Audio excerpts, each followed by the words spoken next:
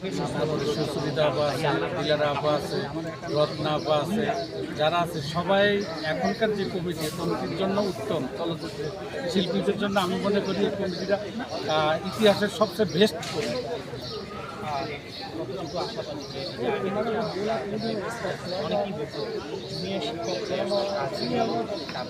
দেখতামই না কোনো অনুষ্ঠান হলে আসলে কোনো শিল্পীদেরকে আমরা তেমন কেউই না একজন শিল্পী এটা কেমন হতো আর এখন সেটা আবারও ফিরে আসবে।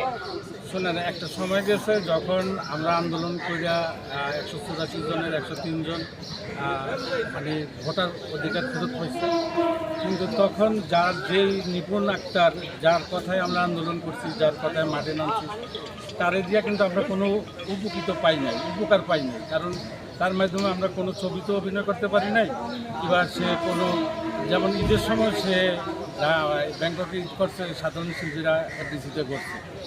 আমরা আশা করি দীপজল সাহেব, নিশা সদাগর, দীপজল ভাই তো ফিল্মের এমনি মাথা, আর এমনি একজন দারুণবীর।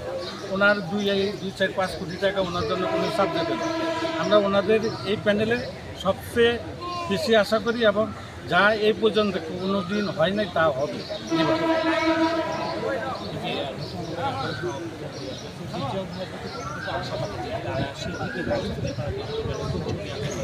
দীপজল ভাই একই একটা ফিল্ম, মানে উনি একলে একটা ফিল্ম ইন্ডাস্ট্রি যেটা বলে, উনি ইচ্ছা করলে 2-4-20টা ছবি প্রতি বছর বানাতে পারে, এবং আমরা আশা করি ওনার মাধ্যমে আমরা সাধারণ শিল্পীরা যারা আছে তারা অনেক কাজ করতে পারবে, এটা একবারে দৃঢ় বিশ্বাস।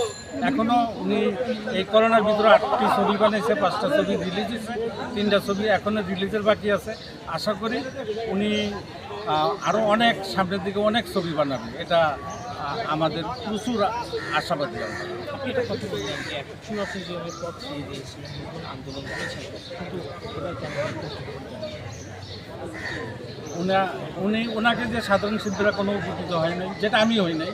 যেমন আমি একটা কেস খাইছিলাম, ওনার কথার মাধ্যমে আন্দোলনে গিয়ে একটা কেস খাইছিলাম, ওইখানে আমি জেলও খাচ্ছি প্রায় 7 দিনের মতো।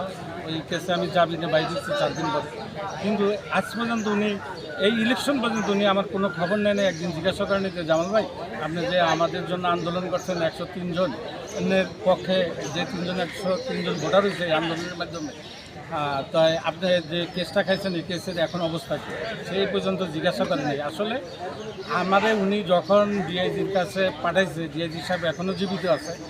আমি আর বেবি নামে একটি মেয়ে ডিআইজি সাহেবের কাছে দেখা করতে গেছিলাম, তখন ডিআইজি সাহেব বলছিল যে আপনি এফডিসিতে যান, আপনার সদস্যপদ আমি রিকোয়েস্ট করে ফেরত দিব।